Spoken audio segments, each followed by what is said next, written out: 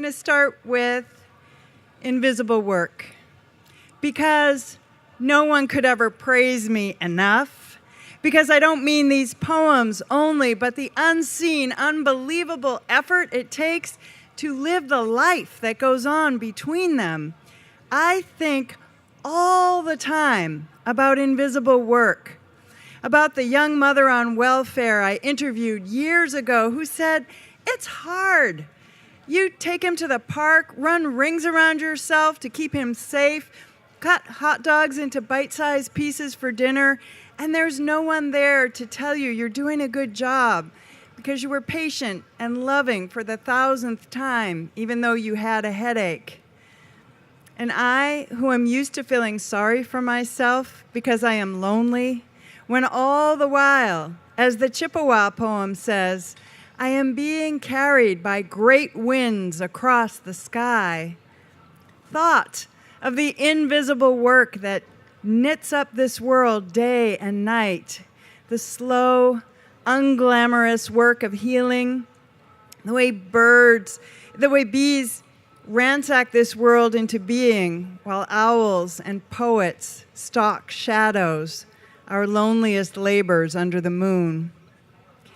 There are mothers for everything, and the sea is a mother too, whispering and whispering to us long after we have stopped listening.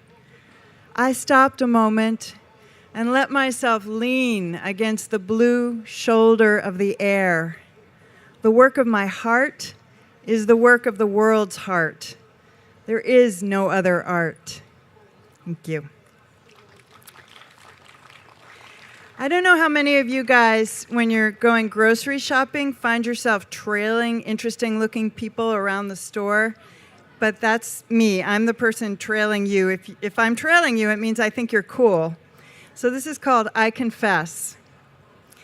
I confess. I stalked her in the grocery store, her crown of snowy braids held in place by a great silver clip, her erect bearing radiating tenderness, watching the way she placed yogurt and avocados in her basket, beaming peace like the North Star.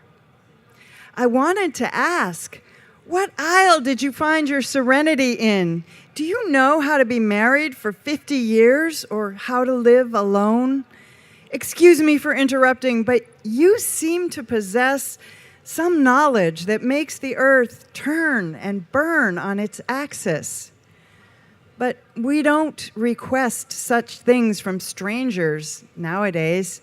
So I said, I love your hair.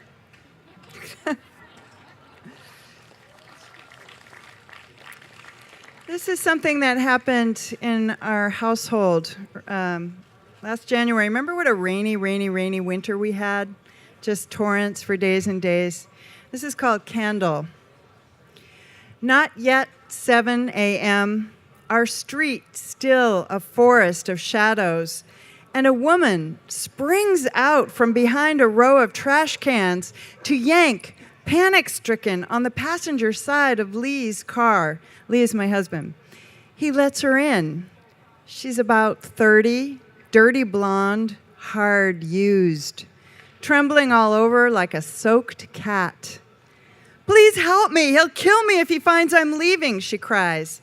So he drives her, slumped down in the seat, to Mi Pueblo Market, half a mile away, then gives her what's in his wallet, all of it, he's like that, urging her while he does to get the hell out of Dodge as fast and far as she can.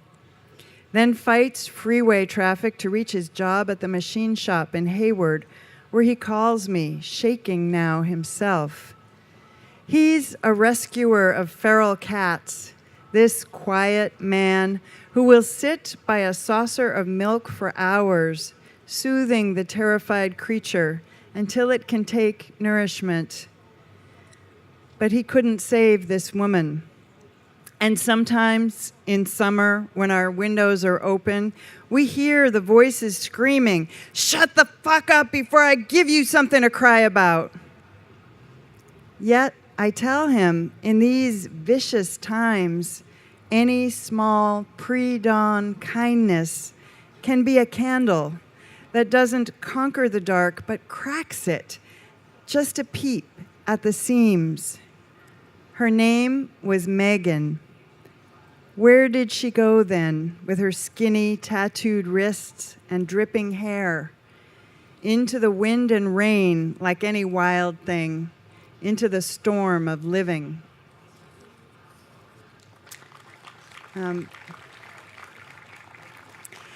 Thank you. When I was initially invited to read at this Watershed environmental poetry event, I thought, well, I read about people and our fallibility, people and our problems.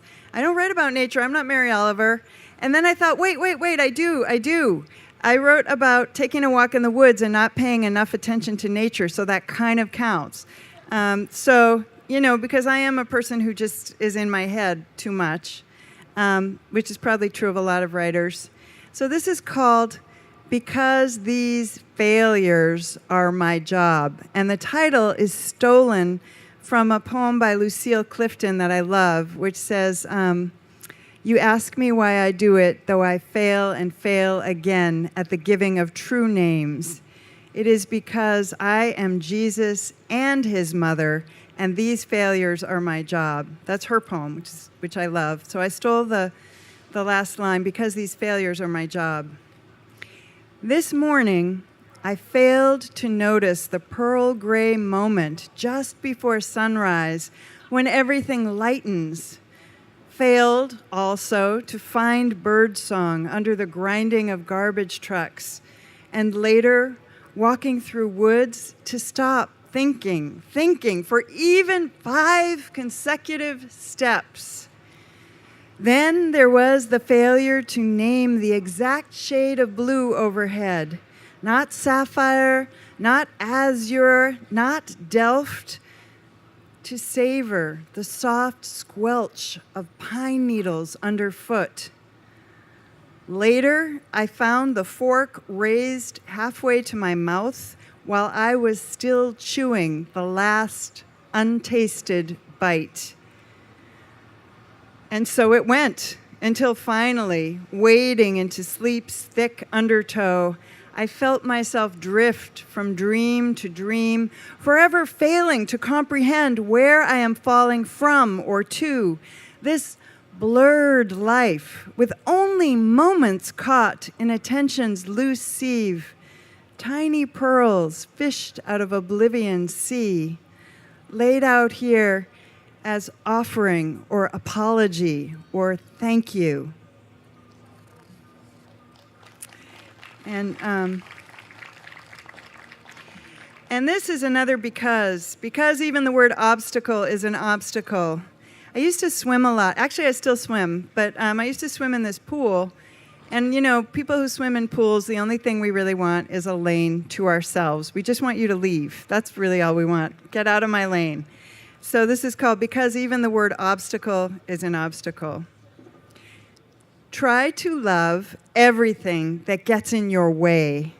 The Chinese women in flowered bathing caps, murmuring together in Mandarin, doing leg exercises in your lane, while you execute 36 furious laps, one for every item on your to-do list.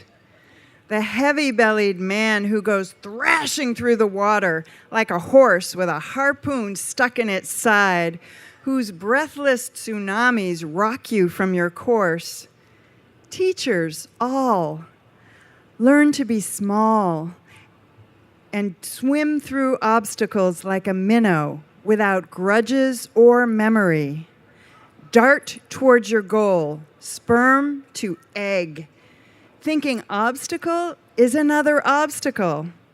Try to love the teenage girl idly lounging against the ladder, showing off her new tattoo. Cette vie est la mienne. This life is mine. Be glad she'll have that to look at all her life. And keep going, keep going. Swim by an uncle in the lane next to yours who is teaching his nephew how to hold his breath underwater, even though kids aren't allowed at this hour.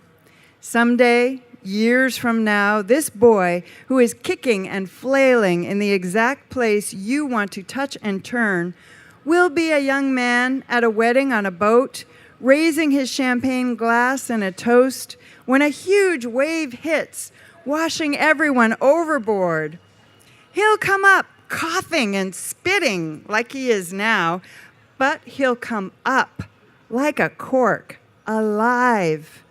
So your moment of impatience must bow in service to a larger story. Because if something is in your way, it is going your way, the way of all beings, towards darkness, towards light. Thank you. And so as Richard said, these are trying political times, and I'm writing a musical called Nasty Women, which is one of the only ways I'm keeping my head together these days. And I also live with the enemy of poetry. So this is a poem to him, the enemy of poetry. The enemy of poetry is curled on my lap, purring, triumphant as Hannibal after his trek across the Alps. His name is Jackson, but sometimes we call him Donald Trump because he is orange and seems to lack a moral compass. All he wants is to wedge his body between my eyes and the book, the pen and the page, or else he stalks the wild laptop, scratching at the screen before settling his rump plump on the keyboard, pleased with his encrypted feline odes. Like life, he thwarts the poem while becoming the poem, or else he is time, taunting me with his tail in my face, seeking to leave by the same door he just entered, turning at the last moment to gaze into my eyes with topaz passion, insisting on the dominion of the unspeakable. Thank you.